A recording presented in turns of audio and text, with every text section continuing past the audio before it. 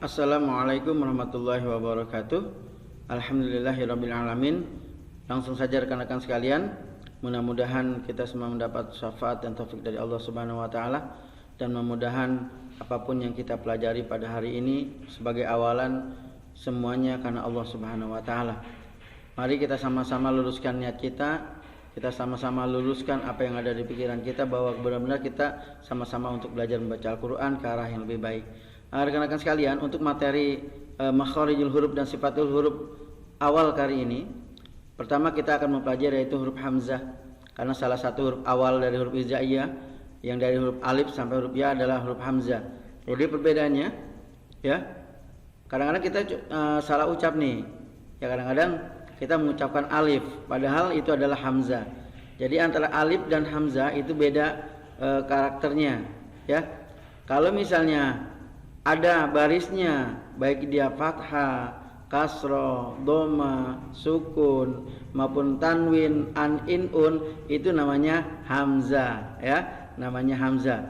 Jadi huruf yang alif ini berdiri ini, apabila di atasnya ada barisnya, baik itu fathah, kasroh maupun doma, tanwin atau sukun, maka itu namanya hamzah. Sedangkan alif itu adalah dia tidak ada barisnya atau tidak ada harokatnya, itu namanya alif. Terkait nanti dengan mad tabi'i, ya, seperti itu. Nah, kemudian hamzah itu bisa berdiri sendiri di depan. Jadi karena ada barisnya dia bisa berdiri sendiri di depan.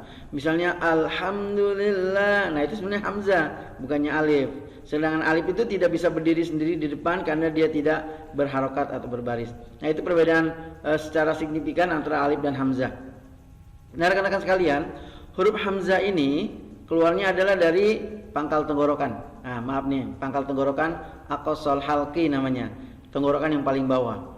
Dia satu makhraj dengan huruf ha besar, ya. Satu makhraj, ya, keluarnya sama tempatnya dengan huruf ha besar. Nah, kita kembali lagi ke huruf hamzah. Nah, hamzah ini pengucapannya, ya, dia mempunyai karakter atau sifatnya, sifatul hurufnya. Pertama adalah jahar, jelas, jelas pengucapannya. Kemudian kuat, syiddah atau keras, tidak lepas tapi kuat, ya.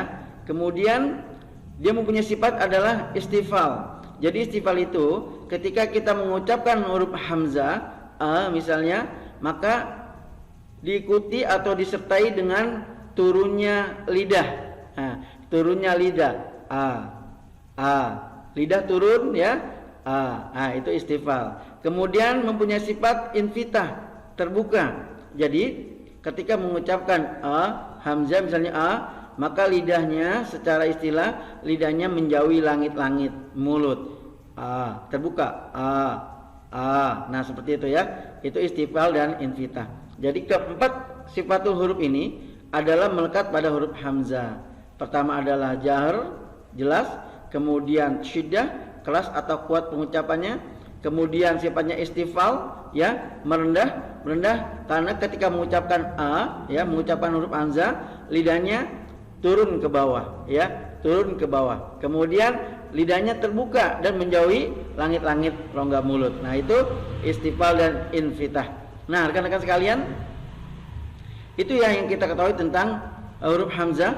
Jadi kita harus sembari ataupun kita tahu itu huruf hamzah, barisnya fathah, kasrah atau doma, maka kita juga harus mengetahui sifat hurufnya biar kita tidak salah dalam pengucapannya. Kadang-kadang mengucapkannya kita terlalu lepas,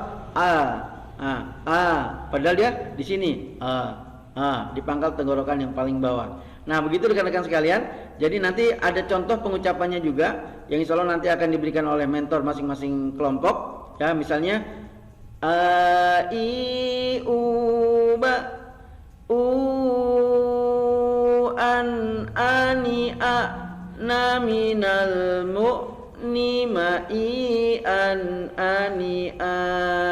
Nah, itu yang harus kita hafalkan setiap hari satu pertemuan, kita hafalkan setiap hari satu huruf. Insya Allah ketika kita menghafalkan satu hari satu huruf, insya Allah kita akan hafal dengan sendirinya tanpa kita hafal. Barakallahu fikum. Assalamualaikum warahmatullahi wabarakatuh.